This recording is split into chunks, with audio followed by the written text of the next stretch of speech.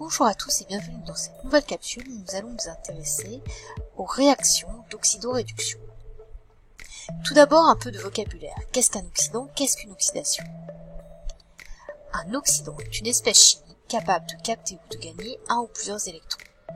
C'est le cas de l'ion argent Ag+, et de l'ion cuivre Cu2+. Un réducteur est une espèce chimique capable de céder ou de perdre un ou plusieurs électrons. C'est le cas de l'atome d'argent et de l'atome de cuivre. Lorsque l'oxydant capte un ou plusieurs électrons, on dit qu'il est réduit. Lorsque le réducteur cède un ou plusieurs électrons, on dit qu'il est oxydé.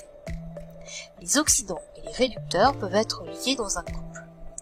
À ce moment-là, l'oxydant est à gauche et le réducteur à droite du symbole /.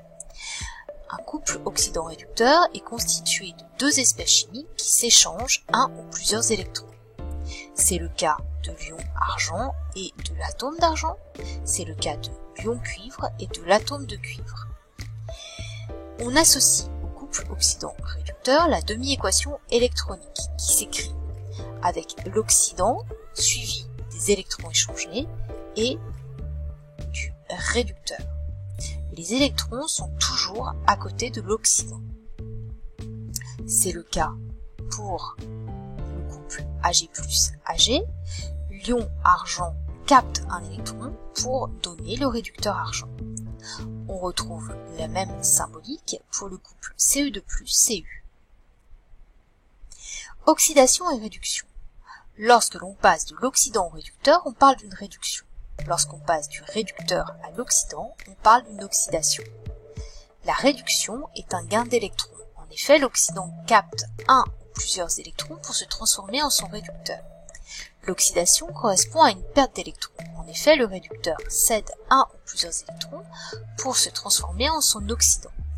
Pour s'en souvenir, on utilise le moyen mémotechnique anglais oil rig. Qu'est-ce qu'une réaction d'oxydoréduction? Prenons le cas de l'arbre de Diane. Un fil de cuivre est placé dans une solution contenant des ions argent. Le fil de cuivre se recouvre de filaments d'argent. On observe aussi que des ions cuivre 2 se sont formés dans la solution puisque une couleur bleue apparaît. Les réactifs sont donc les ions argent d'une part et l'atome de cuivre d'autre part.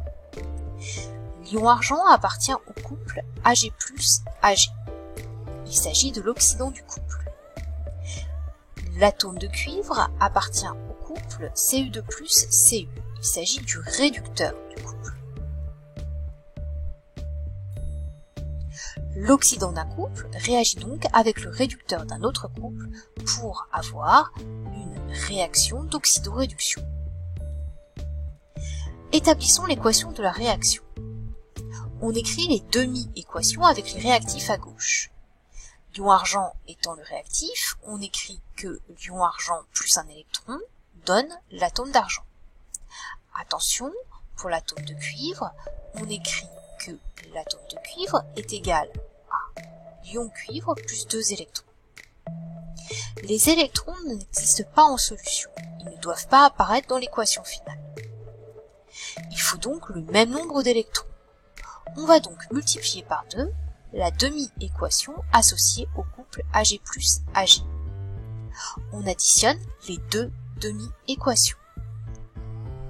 On obtient 2Ag+, plus 2E- plus Cu donne 2Ag plus Cu2+, plus 2E-. On observe qu'il y a un transfert de 2 électrons de l'atome de cuivre vers l'ion argent. Les 2 électrons de part et d'autre de la flèche qui correspond à l'équation peuvent être supprimés. Si on réécrit l'équation, on a donc 2 ions argent réagissent avec un atome de cuivre pour former 2 atomes d'argent et un ion de cuivre. Vous êtes maintenant prêts à comprendre et écrire des équations d'oxydoréduction.